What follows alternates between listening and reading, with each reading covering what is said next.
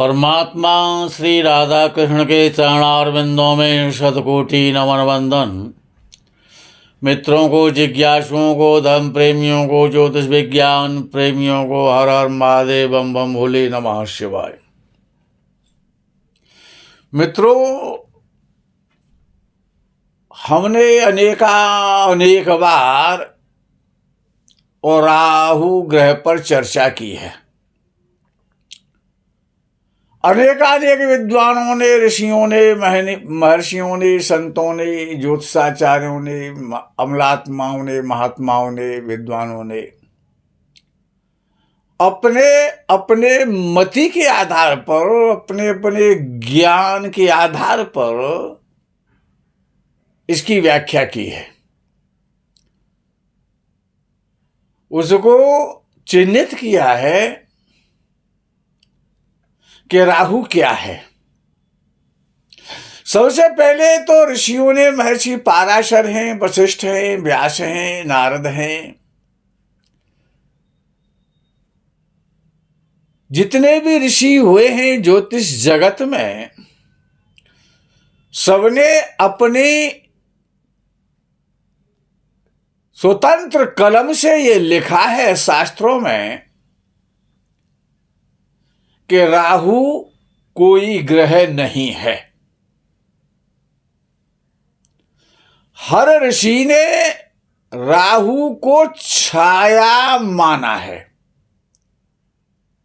छाया ग्रह कहा है राहु को। ग्रह तो माना है नहीं ग्रह राहु, उसको मान लिया गया कि राहु भी एक ग्रह है। वो ब्रह्मा जी ने तो ये तक कहा है कि यहां तक लिखते हैं ब्रह्मा जी, यहां तक कहते हैं कि काल पुरुष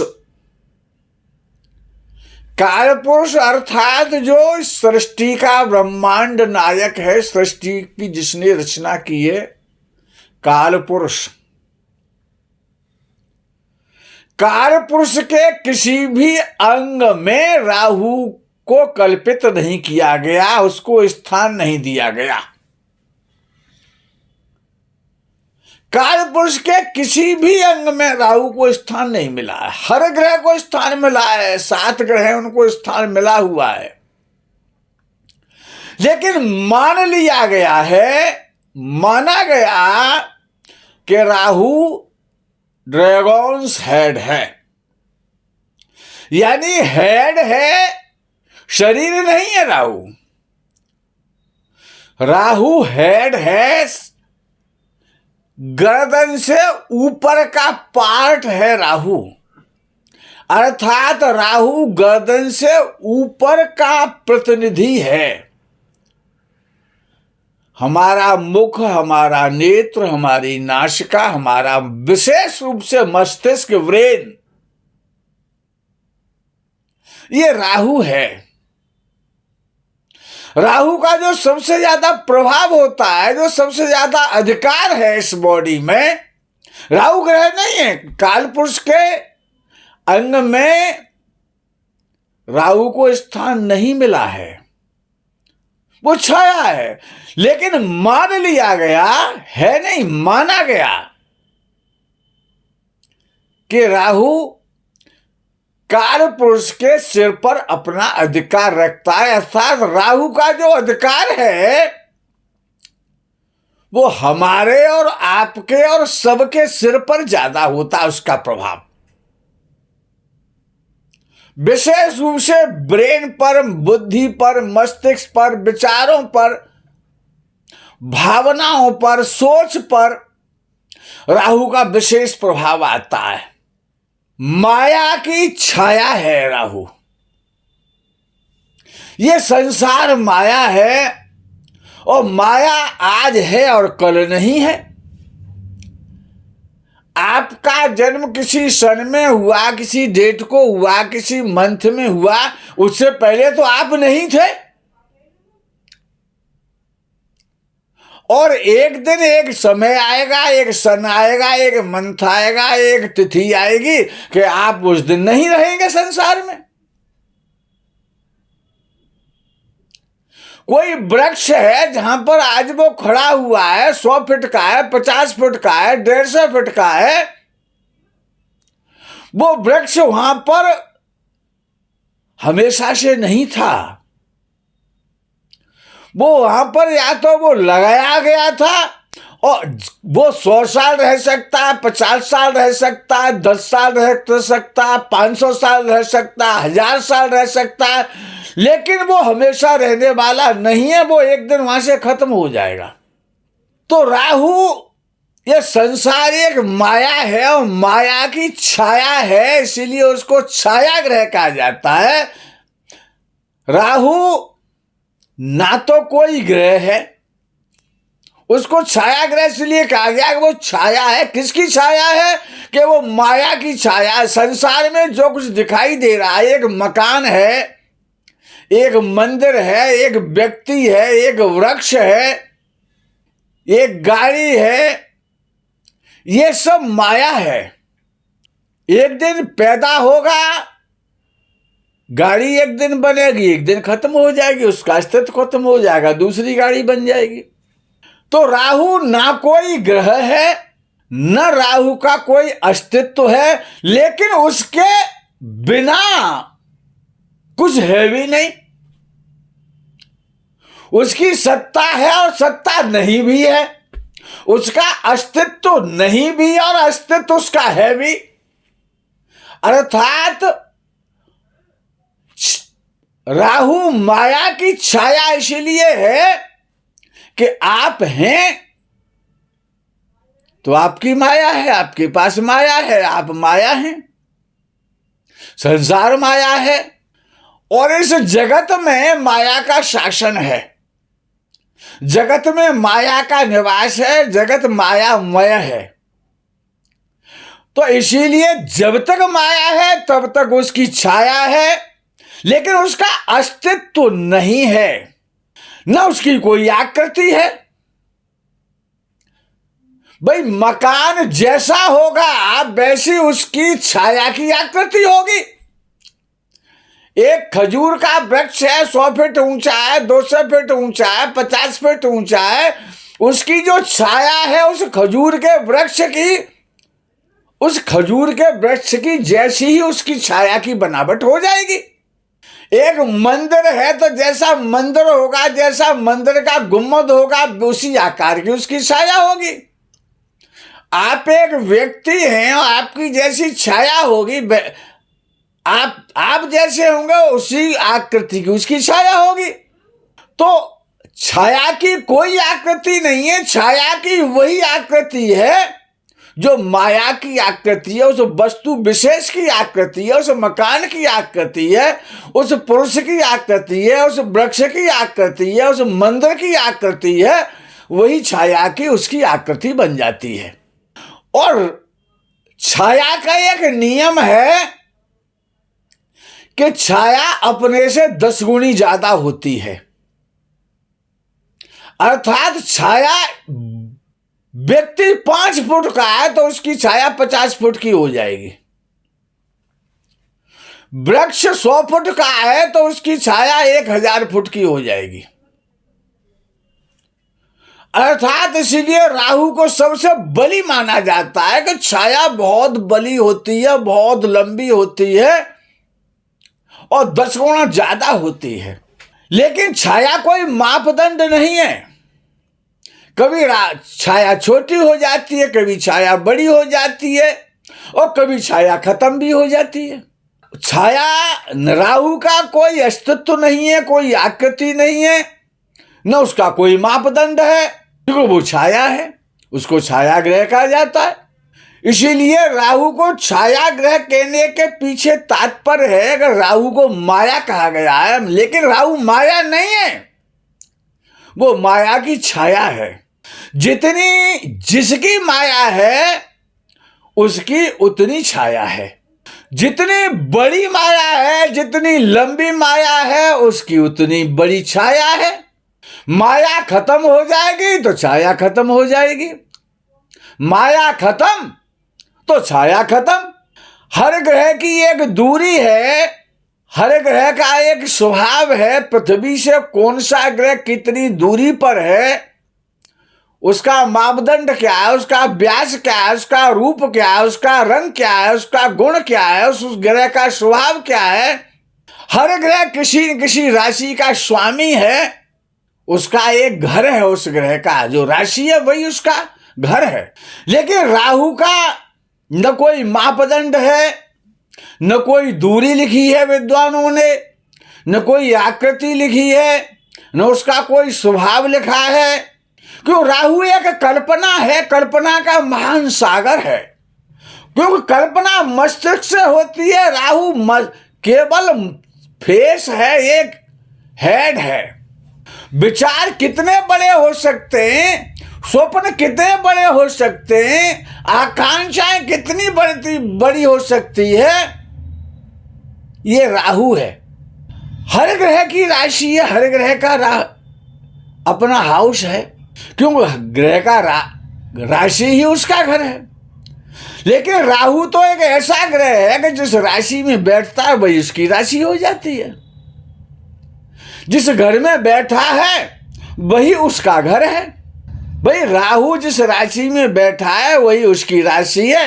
अब विचार ये आता है कि राहु आपका कुंडली में कमजोर है, राहु आपका कुंडली में बली है, तो सूर्य के साथ में और राहु का अभिन्न संबंध है, अभेद संबंध है सूर्य के साथ में।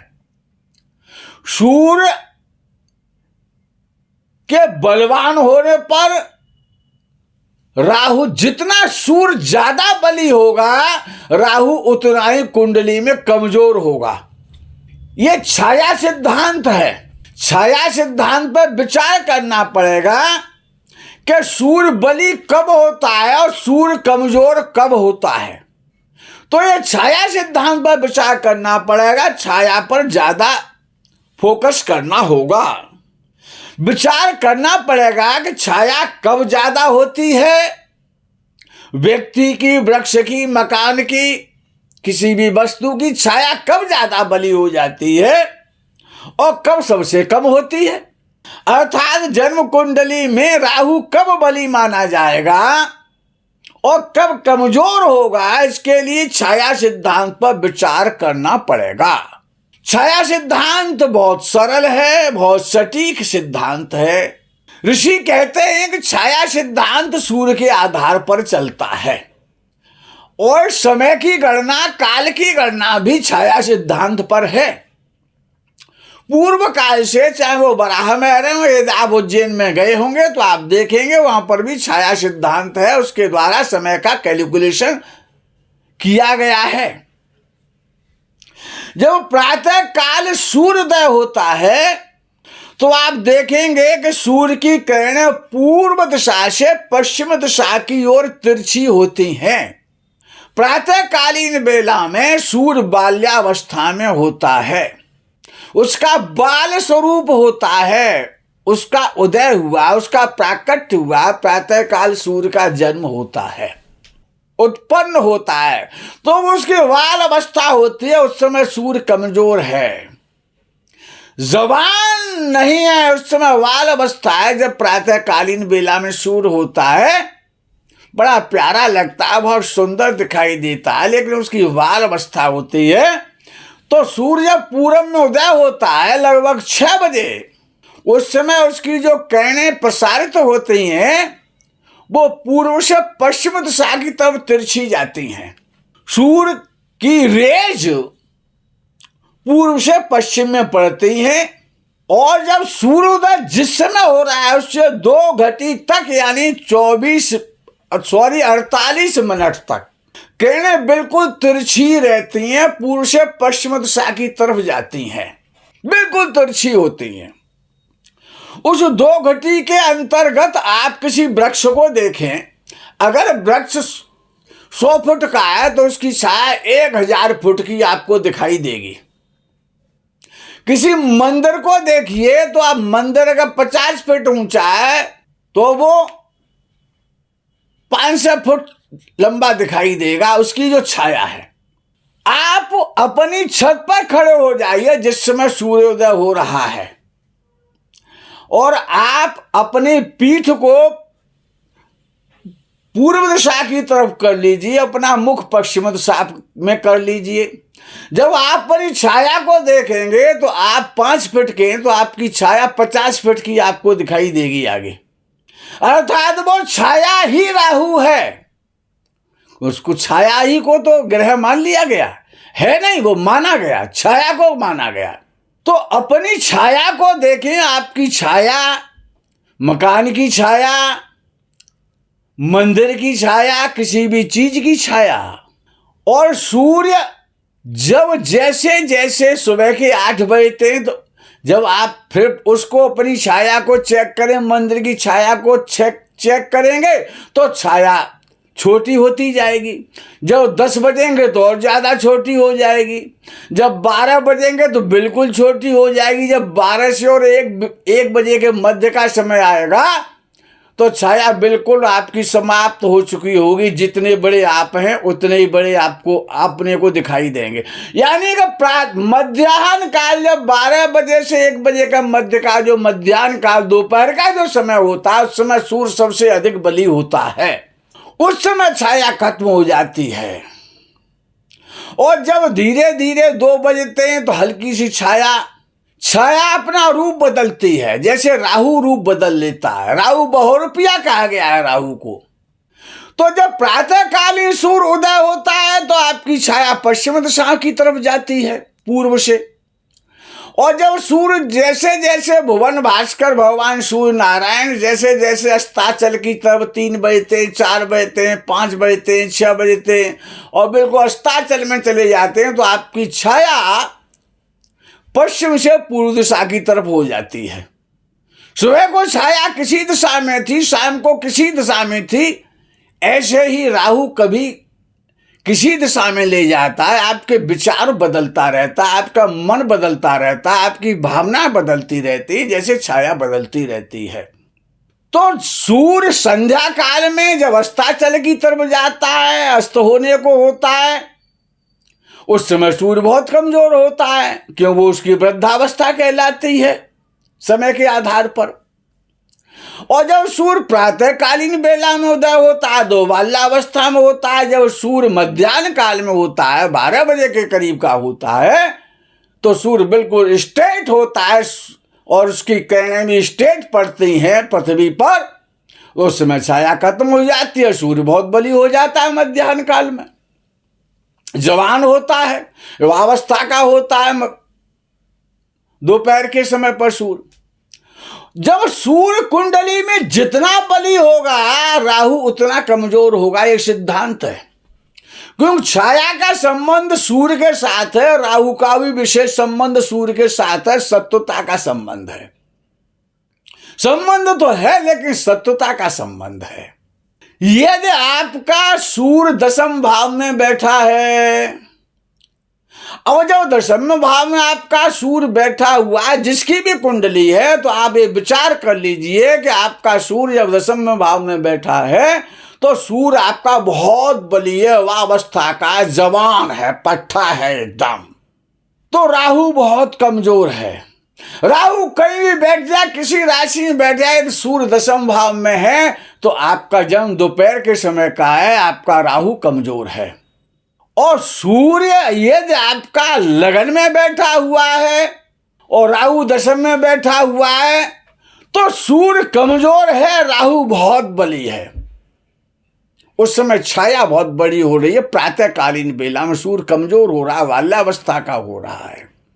उल्टा विपरीत करना पड़ेगा। सूर्य 10वें में है और राहु लगन में है, तो राहु बहुत खराब है। राहु कमजोर है, सूर्य बली है। और सूर्य यदि लगन में है और राहु 10वें में है, तो राहु आपका बहुत बली है। सूर्य यदि आपका 12 भाव में है, राहु 9 भाव में है, तो राहु बली है। और सूर्य अगर 11 में है और राहु अष्टम में है, तो राहु अब आपका कमजोर हो रहा है, सूर्य को बल मिलता चला जा रहा है। एकादश भाव में सूर्य बहुत बली हो जाता है जाकर के, और द्वादश भाव में सूर्य को संपूर्ण बल प्राप्त हो जाता है, दिग्बली हो जाता है, दिशा का बल पूरी तरह उसको प्राप्त हो जाता है। तो जब एकादश भाव में शुरू होता है, अष्टम में राहु होता है, तो राहु खराब फल देता है, वो कमजोर हो जाता है। और राहु जब सूर्य दशम भाव में आता है और राहु जब सप्तम में होता है, तो राहु कमजोर है, अर्थात आपका जन्म समय दोपहर का है, तो सूर्य के सामने आपका राहु कमजोर है। और सूर्य जब नवम भाव में आ जाएगा और आपका जब राहु षष्ठ भाव में पहुंचेगा, तो राहु को थोड़ा बल मिलेगा। क्यों? सूर्य अब अस्ताचल की तरफ जा रहा है, पश्चिम दिशा की तरफ जा रहा है, धीरे धीरे उसकी अवस्था ढल रही है। तो राहु जब छठवें में है और सूर्य आपका नवम भाव में है, तो राहु बली हो रहा है, उसका बल बढ़ रहा है। और सूर्य जब अष्टम भाव में जाता है और राहु जब पंचम भाव में होता है, तो राहु बहुत बली हो रहा है। संध्या का समय है और राहु जब सूर्य सप्तम में आ जाता है और राहु जब चतुर्थ में होता है, तो राहु बहुत बली हो जाता है।